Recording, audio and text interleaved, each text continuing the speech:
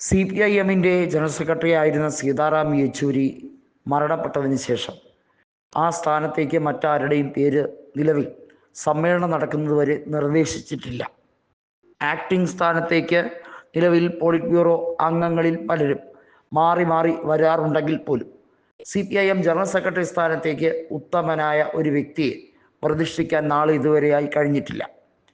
സംവരണ വിഭാഗത്തിൽ നിന്നുള്ളവരെ CPIM ഒരു കാലത്തും പോളിറ്റ് ബ്യൂറോയിലേക്ക് പ്രൊമോട്ട് ചെയ്തിരുന്നില്ല എന്നുള്ളത് അവരുടെ യഥാർത്ഥത്തിലുള്ള കള്ളക്കളിയുടെ ഭാഗമായി തന്നെയാണ്.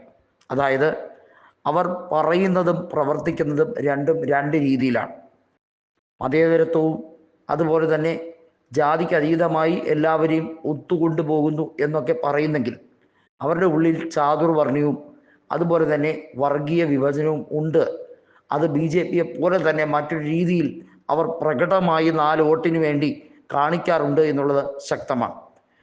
സംസ്ഥാന സെക്രട്ടേറിയറ്റിൽ അംഗമായിട്ടുള്ള K. രാധാകൃഷ്ണൻ, നിലവിൽ ആലത്തൂർ MP ആയിട്ടുള്ള K. രാധാകൃഷ്ണൻ, അതേ പിണറായി വിജയൻ മന്ത്രിസഭയിൽ മന്ത്രിയാണ്.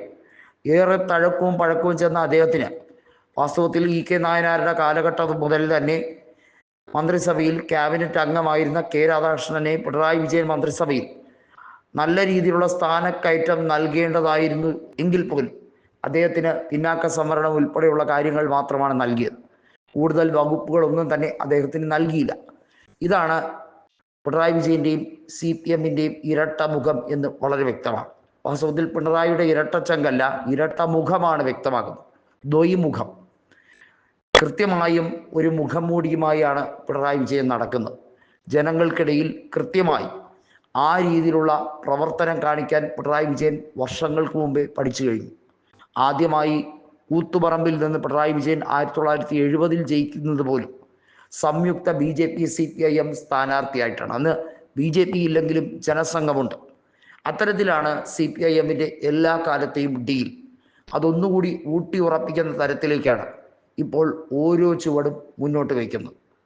ഇപ്പോൾ ഏറ്റവും ഒടുവിൽ CPIM-ൻ്റെ ജനറൽ സെക്രട്ടറി പദത്തിലേക്ക് പിണറായി വിജയൻ്റെ ഒരു മൂടുതാങ്ങിയെ ആക്കാൻ വേണ്ടിയുള്ള നീക്കമാണ്.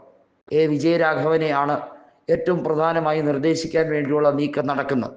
നമുക്കറിയാം, അദ്ദേഹത്തിൻ്റെ ഭാര്യ, അതായത് ഉന്നത വിദ്യാഭ്യാസ വകുപ്പ് മന്ത്രിയായിട്ടുള്ള ബിന്ദു ഏറ്റവും വലിയ പരാജയമാണ് മന്ത്രിസ്ഥാനത്തിൽ ഇരിക്കുന്നതിൽ എന്ന് പറയുന്നതിൽ യാതൊരു സംശയവുമില്ല.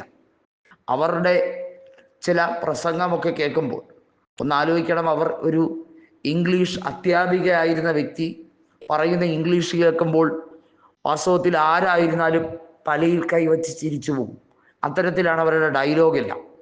അങ്ങനെയുള്ള വ്യക്തിത്വമാണ് ബിന്ദുവിൻ്റെതെന്ന് കൃത്യമായും CPIM-ൻ്റെ സംസ്ഥാന കമ്മിറ്റി അംഗങ്ങൾ പോലും അടക്കം പറയാറുണ്ട്. ഏറ്റവും ഒടുവിൽ പുറത്തു വന്ന റിപ്പോർട്ട് അനുസരിച്ച് വിജയരാഘവനെ ദേശീയ സെക്രട്ടറി ആക്കാൻ വേണ്ടിയുള്ള ഒത്തുകളിയാണ് പിണറായി വിജയൻ നടത്തുന്നത്. അതുപോലെ തന്നെ MV ഗോവിന്ദനെ ആ സ്ഥാനത്ത് തുടരാനുള്ള അനുമതിക്ക് വേണ്ടിയും ശ്രമിക്കുന്നു. വാസ്തവത്തിൽ MV ഗോവിന്ദൻ പാർട്ടി സെക്രട്ടറി ആയതോടുകൂടിയാണ് CPIM തകിടം മറിഞ്ഞത്, അല്ലെങ്കിൽ നാമാവിശേഷമായി കൊണ്ടിരിക്കുന്നത് എന്നുള്ളതിന് യാതൊരു തർക്കവുമില്ല. ഇനിയും ഈ ഒരു സംവിധാനത്തിലാണ് മുന്നോട്ട് പോകുന്നതെങ്കിൽ യാതൊരു രീതിയിലും തിരിച്ചു വരാനും കഴിയില്ല. ഒന്നടങ്കം അടപടലം തേഞ്ഞൊട്ടുന്ന കാഴ്ചയായിരിക്കും കാണുന്നത്.